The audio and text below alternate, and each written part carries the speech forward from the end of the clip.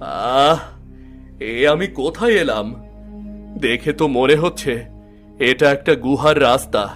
যাই, সামনে এগিয়ে দেখি এখান থেকে বেরোনোর রাস্তা কোথায়।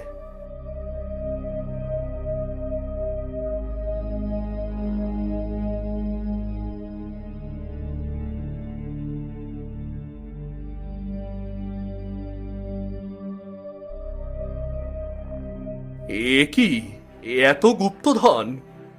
এত গুপ্তধন এখানে এলো কি করে? এবার এই সিন্দুকটার ভেতরে কি আছে একবার দেখতে হবে। ওরে বাবা, এখানে তো স্বর্ণ মুদ্রা দিয়ে ভর্তি। আর এই পাত্রটা দেখতে অনেক ভালো লাগছে। না না না না না, দেরি করলে চলবে না। যত দূর পারি এখান থেকে সোনা নিয়ে যেতে হবে।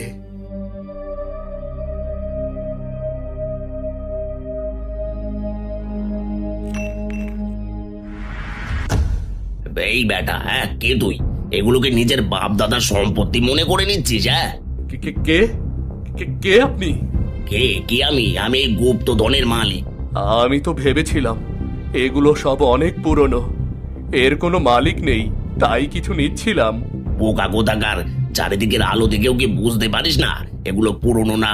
হ্যাঁ, আপনি ঠিকই বলেছেন, আমার ভুল হয়েছে। কিন্তু আমি এক অসহায়, আমার কিছুই নেই, থাকার মতো কোনো জায়গাও নেই। এজন্য এত সোনা দেখে অত কিছু ভাবতে পারিনি আমি। সত্যি তুই অসহায়? তোর কিছুই নেই? হ্যাঁ, সত্যি আমি অসহায়, আমার কিছুই নেই।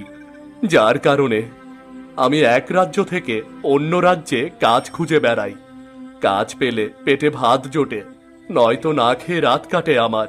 ঠিক আছে, তুই যখন অসহায় সেই জন্য কিছু স্বর্ণ মুদ্রা নিতে পারিস, কিন্তু বেশি নয়। আপনাকে অনেক ধন্যবাদ।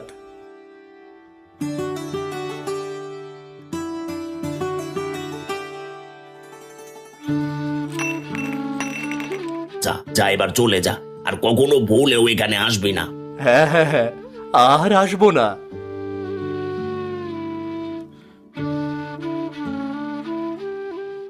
এদিকে আকাশ পরিষ্কার হয়ে যায়। তখন অজয় সেই গুপ্ত গুহার মধ্যে থেকে বেরিয়ে পড়ে। ধীরে ধীরে সন্ধ্যা নামে, চারিদিক অন্ধকার হয়ে যায়। আস্তে আস্তে অজয় এক খাবারের দোকানে এসে পৌঁছায়, কিন্তু দোকানটা ততক্ষণে বন্ধ হয়ে গেছে। এটা তো দেখে মনে হচ্ছে কোনো সরাইখানা।